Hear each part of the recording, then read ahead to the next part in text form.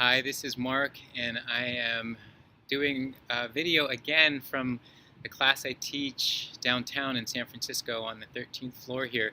I do teach twice a week, but I often don't have the time to do this recording after the other class, but today I do.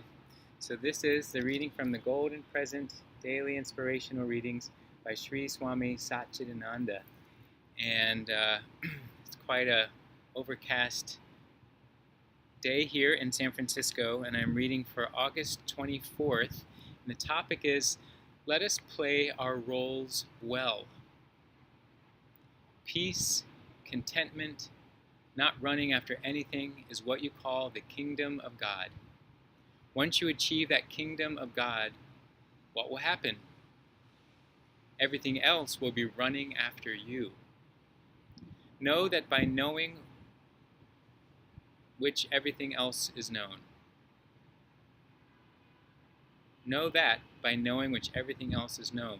Instead of running after things, let things run after you.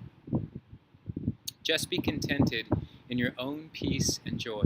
Remain in the world, but offer your service to others as the peace within you, the God within you, would prompt you. If He places you in a situation, fulfill that job. If He has hired you to be a wife, be a wife. Who knows, in the next birth, He might hire you as a husband. Whatever role you are given, whatever makeup you put on, act your part very well. We are all playing different parts in the drama. I have been given the part of a Swami. You all have put on different makeup to sit there and listen to the Swami. It's a drama. Tonight's performance. When the curtain falls, there's no Swami and no audience. Ultimately, all the chess pieces go into the same box. Before, there is no difference. After, there is no difference. In between, all these differences come because you have come to play different parts. So let us play our roles well for the sake of the common good, not for any selfish reason. That will help us to experience supreme peace at all times.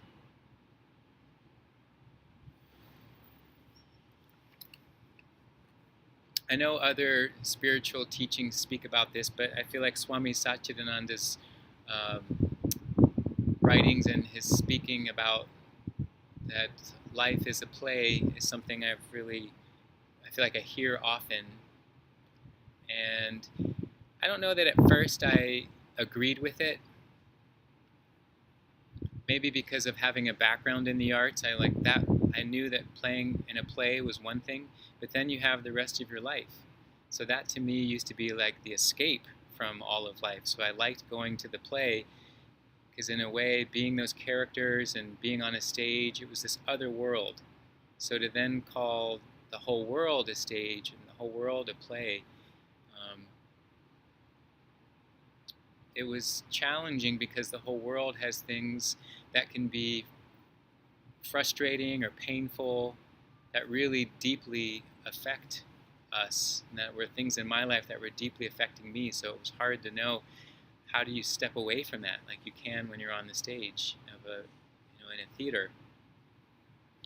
But slowly, hearing more and more about this, I began to consider this idea, and there's a practice in the Hatha sequence in Integral Yoga where we reach Yoga Nidra, which is this deep relaxation. And in that deep relaxation, we're guided to be able to witness our own thoughts. And I recognize this as a space where I was able to be the witness of this play. And I'm watching myself move through life, navigating through relationships and situations. And in that space of quiet and serene stillness, I'm able to observe all of this happening. And in the practice, how we're guided in Yoga Nidra, we practice not judging or criticizing what's happening, but just to observe. And for me, that created this ability to be less,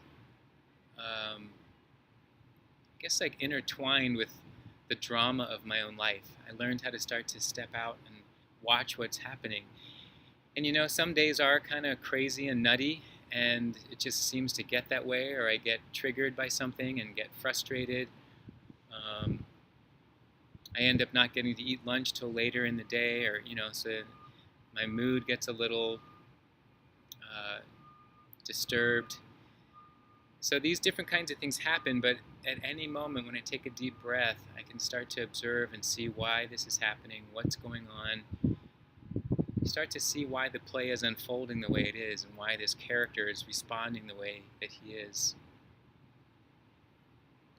And it just becomes information, you know, and I have this ability to see, oh, you know, there are causes and effects that are based on the way that I'm relating to something. And I've noticed when I relate to them with more of this witness that's not criticizing and being judgmental, that I just move on to the next thing I need to do. But if I get caught up with, oh, I shouldn't have done that, and why is this happening, and oh, I can't believe this happened again, and oh, this always happens to me, that just continues this story that is basically becomes a habit of how I would treat myself. So if I can break that, it allows healing to happen. It allows this new way to recognize myself in the world. And it's strange that we could actually get attached to these habit ways and these stories that we've been running, whether it's about ourselves, about our relationships to our parents, to our friends, to objects, to things, to money. It can really go into all the different areas of our life. But if we get some kind of distance, like what happens in the Yoga Nidra practice, that deep relaxation, get disentangled from this usual way of how we always do things, I feel like we start to see there's another part of ourselves that can almost like parent ourselves. Like, oh, wow, look at that. You know, there's some compassion starts to come forward. That non-judgment, that non-harm. And I think it's very valuable because when we can treat ourselves better in that way, I feel like we start treating each other a little better. So I'm going to leave it there. Those are my thoughts on this reading. So,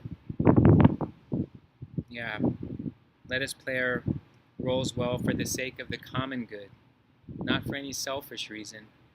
And that will help us experience supreme peace at all time. Because that's for the benefit of others. All right, thanks for watching. I'll see you tomorrow.